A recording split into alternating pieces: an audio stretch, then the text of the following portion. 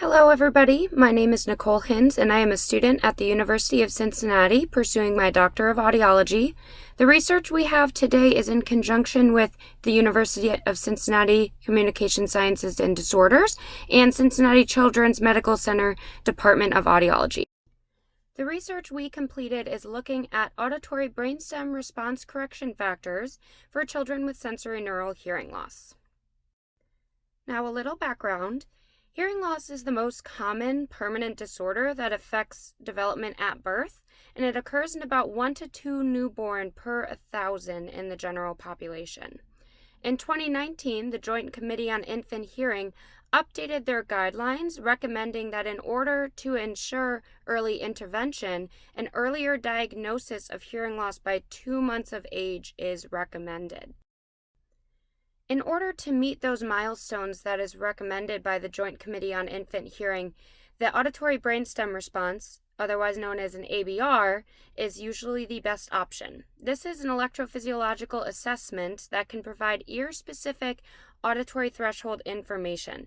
This is really beneficial for our children under 6 months of age, as they cannot complete the behavioral thresholds themselves.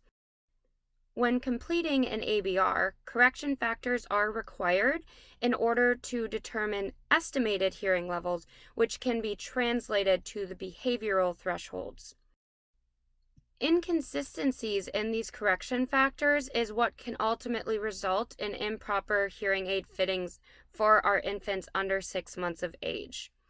There have been some suggestions that ABR results and correction factors may actually vary between individuals with normal hearing and individuals with permanent hearing loss. This could mean that the amount of correction factor may need to be different between these groups.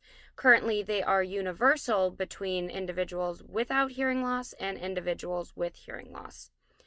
Determining proper correction factors for our children with permanent hearing loss is going to help ensure more accurate estimate of behavioral thresholds and ultimately allows for more appropriate fitting of hearing aids for our infants. The purpose of this study is to compare ABR threshold levels in dB/NHL from children identified with permanent sensorineural hearing loss. And we're going to compare those levels to their behavioral thresholds in dB/HL in order to determine whether fixed or intensity variable correction factors are appropriate. The ABRs that we are looking at were all completed at Cincinnati Children's using the Vivisonic Integrity Evoked Potential System. The children that we looked at received both ABR testing and behavioral testing, all completed at Cincinnati Children's, as an assessment for their permanent sensorineural hearing loss. And these all occurred from January 1st, 2014 to May 1st, 2020. Those that were included in this study were children diagnosed specifically with a permanent sensorineural hearing loss.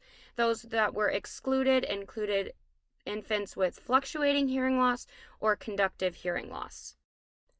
All patients were within the age of 0 to 4 when they received their ABR testing, and responses were recorded at 500 Hz, 1000 Hz, 2000 Hz, and 4000 Hz for both air conduction and bone conduction stimulation.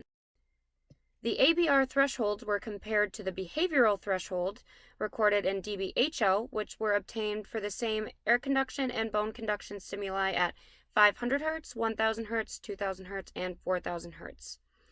The analysis that were used were completed in the JASP statistical software, and comparisons between the ABR tone burst thresholds for wave 5 and behavioral levels were tested using the Pearson correlations and t-tests. Shown here are our linear fit regression lines for all frequencies tested, and these show a high correlation between the ABR wave 5 thresholds obtained using the tone bursts at each frequency and the subsequent behavioral thresholds for the corresponding frequencies. We also see below a chart which depicts the correction factors for each frequency tested. At 500 Hz, a 10 decibel correction factor is needed for all presentation levels. At 1000 Hz, only a 5 dB correction factor is needed when being presented below 80 decibels.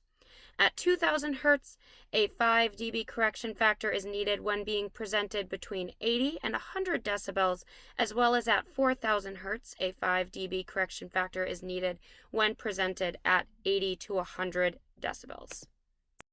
So from our research, we are seeing that only small correction factors ranging from 0 to 10 decibels are needed from our wave 5 threshold. Now, this will depend on the frequency tested and the threshold level obtained, but they will help accurately predict hearing levels for children with sensorineural hearing loss. These correction factors found are similar to those that were reported by McCreary in his article using a different equipment known as the biologic. So in conclusion, we have found that these small correction factors are still needed to estimate behavioral threshold levels for our children with permanent sensorineural hearing loss. The correction factors will vary by presentation level and frequency, with the largest correction factor being at 500 Hz, which was 10 decibel. A few limitations that we did have is that our participants were limited to those infants diagnosed and treated for permanent hearing loss at Cincinnati Children's. Therefore, we cannot generalize results to the entire population. These results that we received will really help ensure that our infants are being fit with appropriate amplification for their hearing loss and can help change some of the inconsistencies between ABR correction factors.